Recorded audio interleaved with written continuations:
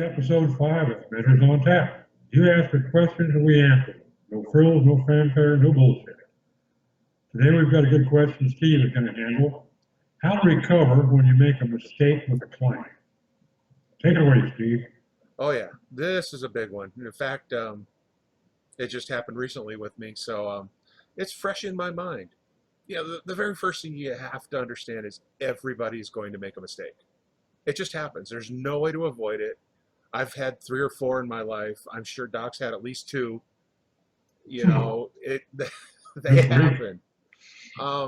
The issue isn't so much the mistake, and especially for me, when people make a mistake working with me, I'm okay with mistakes.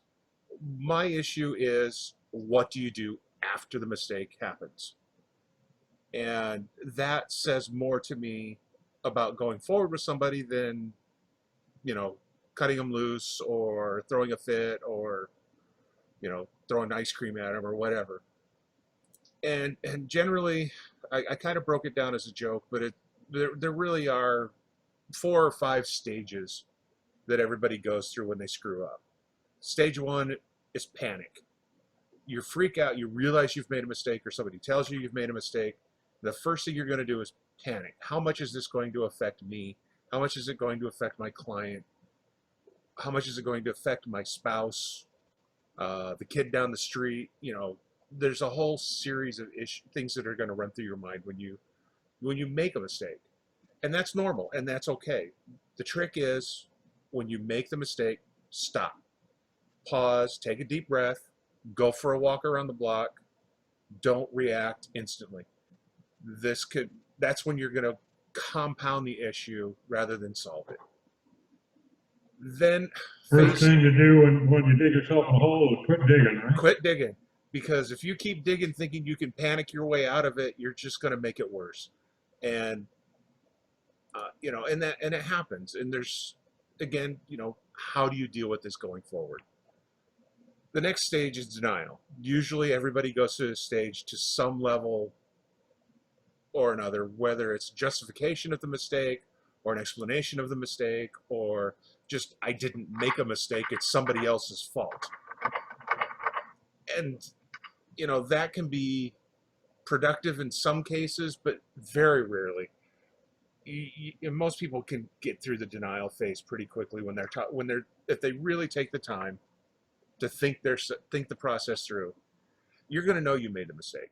It's just up to you how you're going to resolve this, and that becomes, the next, stage 3 and 4, and these tend to happen simultaneously. And this is the apology and the recovery.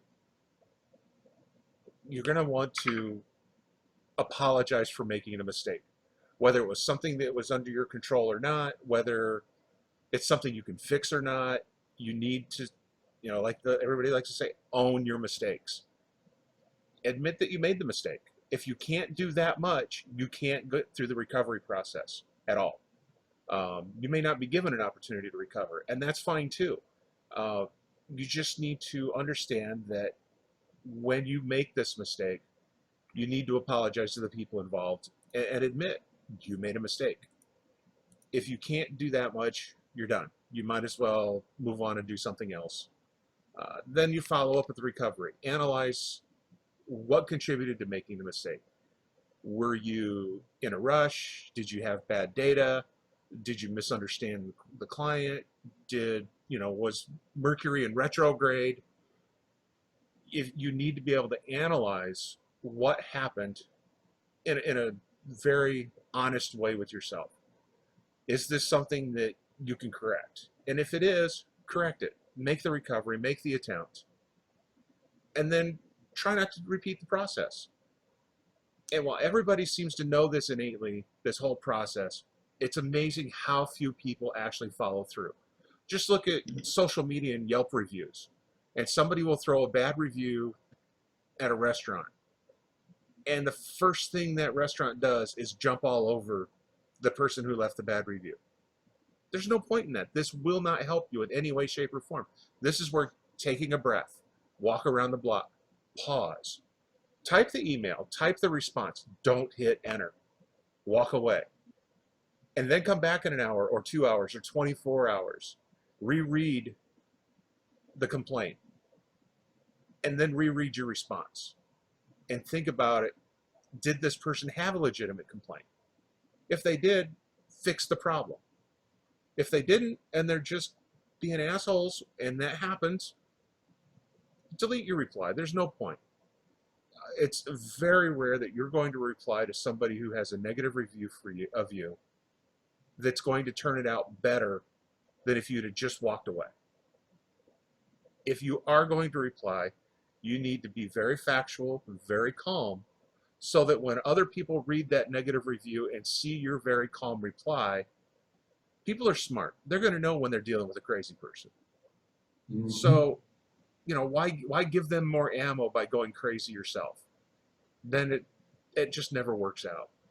So, well, in fact, I've seen lots of times where somebody will get really vocal with a unreasonable demand on social media, mm-hmm. or even in the comment section on the site's blog, and start demanding things that are totally unreasonable. And a reasonable approach, your readers are not stupid.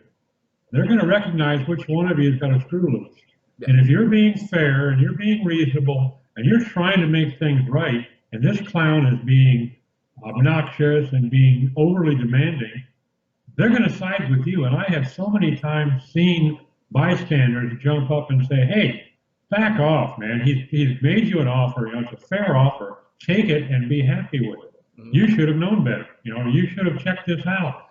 They'll defend you if you're being fair. Yeah. And it can be obvious. Going back into the jewelry industry, a friend of mine had made a ring for somebody out of jade. There was no metal involved. It was just a pure piece of round jade with a finger hole in it. And that was what they were going to wear, was just the jade ring with no other structure supporting it. And they tried to talk her out of buying it. They tried to talk her out of wearing it because it is so delicate. And sure enough, within a week, she broke it into 3 pieces. Now, and then she threw a fit that this ring was defective and that they weren't going to make it good. It's like, well, a jade ring like that, you could drop it this far and it will shatter into 1,000,000 pieces. It's just going to happen. And so pictures were posted. This is what happened. And it's like the only reply that the jeweler could make was, yes, we made this ring. Yes, it was explained very clearly to her that this is what would happen if she clapped her hands. And that was it. You have to walk away after that. You can't continue to get into the fight. You can't go back and forth. You just have to, explain the situation, and then you're fine. Now, if the jeweler had gotten crazy and gone off the deep end about how unrealistic she was about certain things, that would have led to more people believing her review than theirs. So, in the grand scheme of things, we're all going to make mistakes. I've been married 30 years. I'm pretty sure I make at least one a day, according to my wife. It's a good day when I make only one.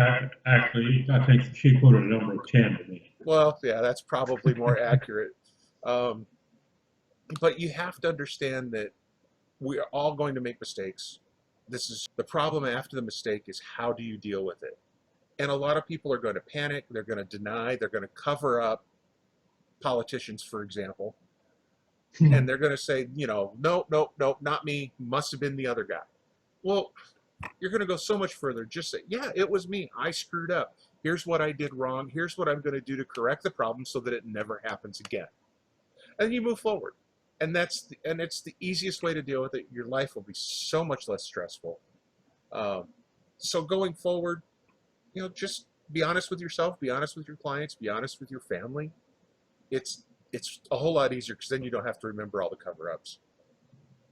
Someone, a client or a customer may think that you gave them a short end of the stick, and you didn't. Yep.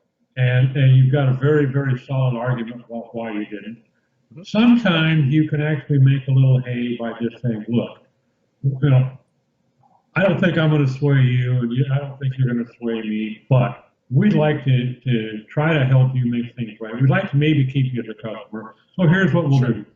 We'll give you a 50% discount on this, or you know, we'll give you back 25% on your purchase price, even though you know you don't need to. Yeah. Sometimes you can buy some goodwill because every single online confrontation has a bunch of bystanders that are reading it. Some of those bystanders may be potential customers. Mhm. And if you're going one extra step further to be fair, to give a guy a break, it registers on them.